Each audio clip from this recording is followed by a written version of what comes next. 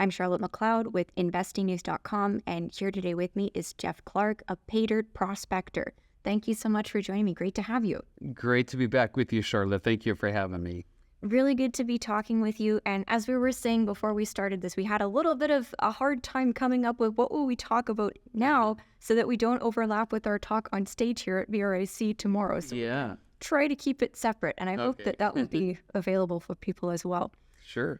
But I thought what we could do is start with kind of a quick year in review, looking back at 2023. I know for a lot of people here at VRIC, it was a tough year if you were involved in the juniors. So I wondered if you could share highlights or possibly lowlights from your previous 12 months.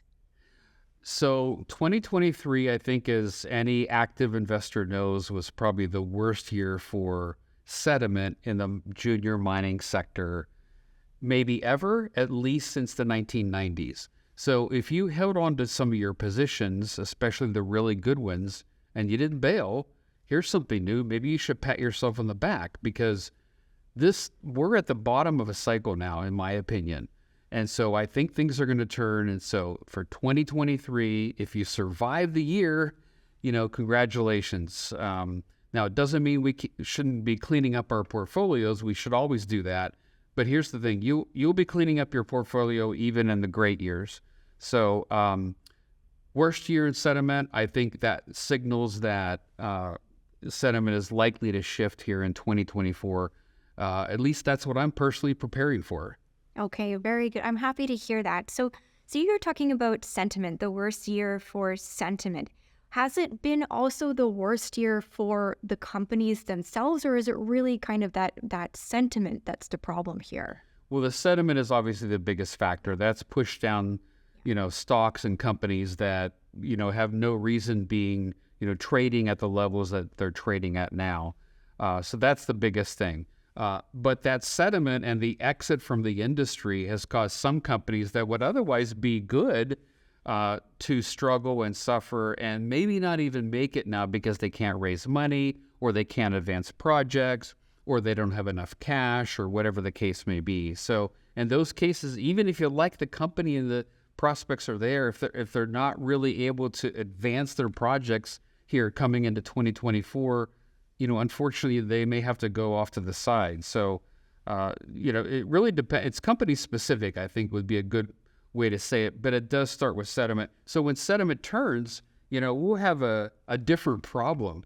Our problem then will be that there's too many good companies out there, and you've got to weed through more of them, So, but I think going into 2024, that's when we're going to see a shift. And what do you think will be behind that? Because I often hear, or previously have heard, when we have gold at 2,000 consistently, gold at an all-time high, that will get people, generalists, interested. People will come in, the sentiment will shift. So what is going on that we don't quite have that yet? Right. We've had gold at 2,000, sediment hasn't shifted. We've had gold, sneaking and making new little all-time highs, several times here, just by a little bit, right? That hasn't shifted sediment. It's going to have to be a decisive breakthrough that is sustainable. It's going to have to be those two things. It has to be something that's big that goes to 2,100, 2,200, and the gold price stays there, or it keeps going. Once that happens, a lot of things are going to change. I think sediment's going to change in the mining industry, and I think eventually that's going to drag silver along, and silver, of course, historically, has always passed gold in terms of return. So I think that'll happen later, after, maybe 6 months, guessing after gold does this.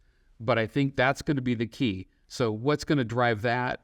We don't know. That could be any number of things, So I do think that's going to happen this year, though, and that'll signal a shift in our little sector, and we'll start to see some real value and some real gains in the sector.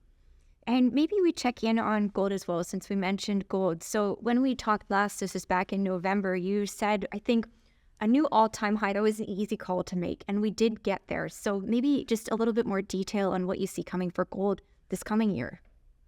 I do think it's going to break through and go to 2,100, 2,200, 2,300, somewhere in that range, maybe 2,500. We're going to see new sustainable all-time highs in gold. That's the call I'm willing to make for 2024. And again, that's going to drag a lot of things back into the sector that are positive. It's going to bring back a lot of mining investors. It's going to improve companies, improve company economics. It's going to drag in mainstream investors. So that's going to be the decisive thing in my mind, and I do think that happens sometime this year.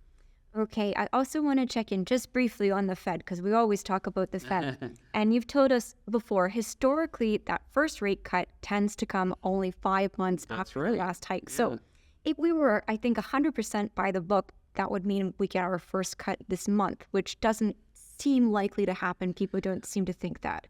Again, the 5 month was an average. Yeah. And I think in our context now is the Fed wasn't, kept signaling we may not be done. And I think that was more talk than it was, really an actionable thing they were going to do. But that does mean we're going to see rate cuts this year. And they've already signaled they're going to do that. The question is when and how many cuts do they do? Here's something interesting, though, that some research I dug up for Vancouver Resource Investment Conference this year. And that is, I charted every single rate hike cycle, and then I charted every single rate easing cycle. And then I calculated gold's return in every easing cycle. Okay, there's been 11 of them since 1970. So what did gold do every time the Fed is dovish? They're lowering rates or they're not raising rates. In those 11 cycles, the gold price has risen in 9 of them.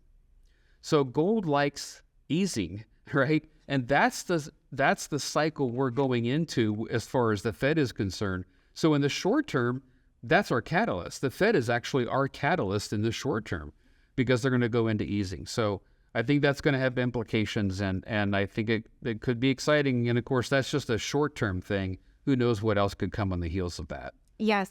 We've talked before about, those black swans, so it could be something that we don't even really anticipate at this point. So you mentioned you put together this data for VRAC, and that was one of the things that I wanted to ask you, because I find that you're always kind of deep in the numbers and figuring out these little patterns.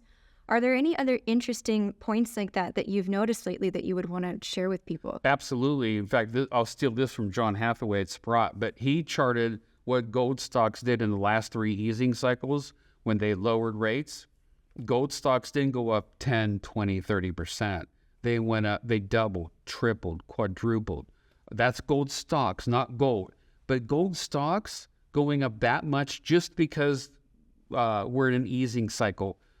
Gold equities like easing, and I think that's what we're going to see. That's another reason to be bullish on your miners and hold on to the best ones going, for this year. I also want to check in on the recession angle. So I'm pretty sure you're still looking for a recession in 2024, although, in the outside world, outside of this sector, there seems like people are really not sure what they see coming. Right. What are you seeing that tells you, yeah, we're going to get that? It's interesting because the last 6 recessions have all been predicted by the negative yield curve. We've had a negative yield curve for, oh my gosh, how long? A year and a half or 2? I forget how long. It's so wild. It's been a long time. And we've not had a recession. Now, I don't discount the fact that the Fed plays with their numbers, right? But it doesn't appear we're going to get much of a hard landing right now. But you know what? That could change overnight. We could get a stock market crash for some unrelated reason. We could get the recession anyway. There's a lot of things that could still happen. So I'm not really focused on are we going to get a recession or not. I'm focused on, do I own enough gold? And what mining stocks do I want to own? Because they're going to make a discovery irregardless of what the gold price might do or what the economy may do. And I think just because you said enough gold, do I own enough gold? I know it's an individual decision, but how can people who are watching determine, is it enough? There was a long-term study done by CPM Group, and basically what they found was that the best risk-reward quotient between how much gold to own was somewhere between 20 and 25%. If you owned more than that, you had actually too much risk. You were too overweighted in gold. If you had less than 25%, you didn't own enough. And of course, we're in a time period where it's very conducive for something to happen economically, monetarily, in the markets. So you want to own at least that 25%. That sounds like a lot, but that's what the research shows is the best risk-reward balance on how much gold someone should own, somewhere between 20 and 25%. I think that's a lot higher than people might expect to hear. Like even countries don't have that much, I don't think, in their... Most countries do not, correct, right. Okay, very interesting. So yeah, it's definitely something to keep in mind. I want to check in with you. You did a talk earlier today here, and it was about your top candidates for mining stock of the year, because I think we need to talk about that, because I always kind of want to leave people with what can they do in these scenarios. Yeah. So I don't know. You probably don't want to give everything away, but I wondered if you could share any highlights or small bits from that. Yeah. So I gave a series of baskets, because you always want to own a basket, right? So I had a conservative basket, resource basket, upcoming resource basket, a uranium basket. But my top picks, the ones that I'm personally overweight, are in the new newsletter, which we just started, which called the Paydirt Prospector after the book. But I'll give away a couple picks there because I think they're potentially very exciting. One is Emperor Metals. My tagline with them is this the best zip code in all of Quebec? And if you look at the map on the website, you'll see why I'm asking that.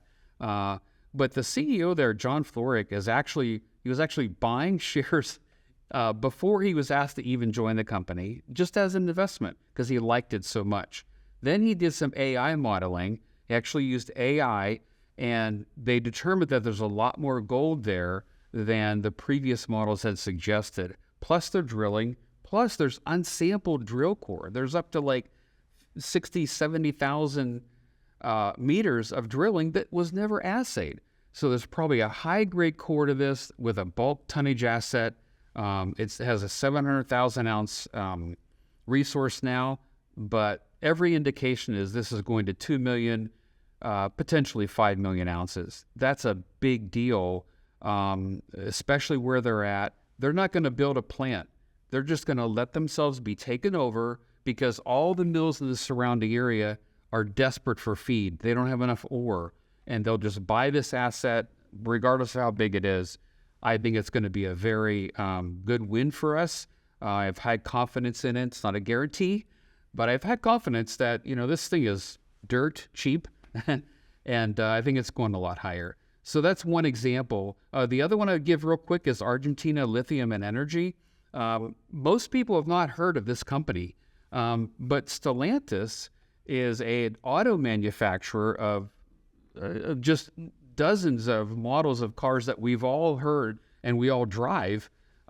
They invested 90 million Argentina pesos into this tiny lithium explorer down in Argentina. They're not even in production yet. Why would they do that? Because they see enormous potential with this company, which is backed by one of the strongest management teams in all of Argentina in mining. This one is a very good bet. These are both speculations, but this is what we're going to focus on in Paydirt Prospector. Those are two examples of stocks that I have reasonably high confidence in we're going to win.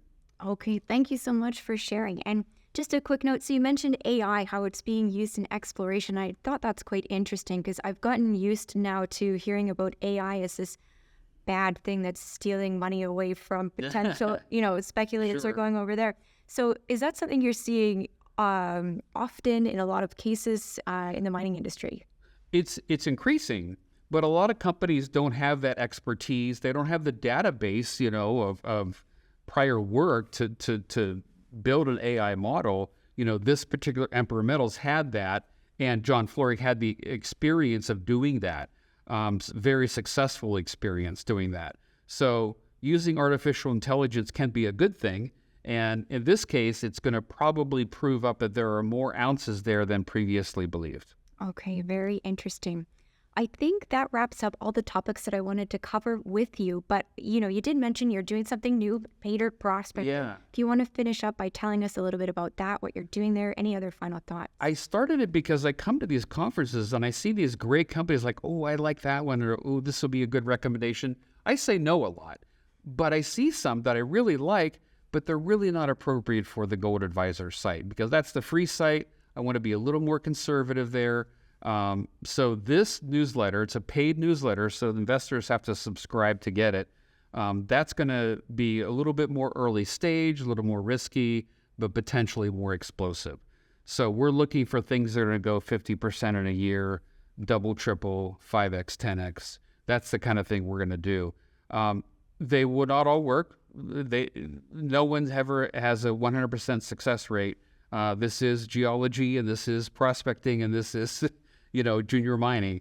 But I think, based on the success we had in 2023, we can see similar success going forward. We had 7 winners in 2023 in the free portfolio. So I'm looking to, match that and exceed that in Paydirt Prospector. Okay, well, I hope to see you have success there. Yeah, thank you. Of course, and thank you very much for coming on to talk about what's going on with gold and the juniors. Really good to have you here. I think we'll wrap it up here for now. Great. Thanks, Charlotte. I really enjoy it. Thank you very much. Once again, I'm Charlotte McLeod with investingnews.com, and this is Jeff Clark. Thank you for watching. If you like this video, make sure you subscribe to our channel. We'd also love to hear your thoughts, so leave us a comment below. We'll see you next time.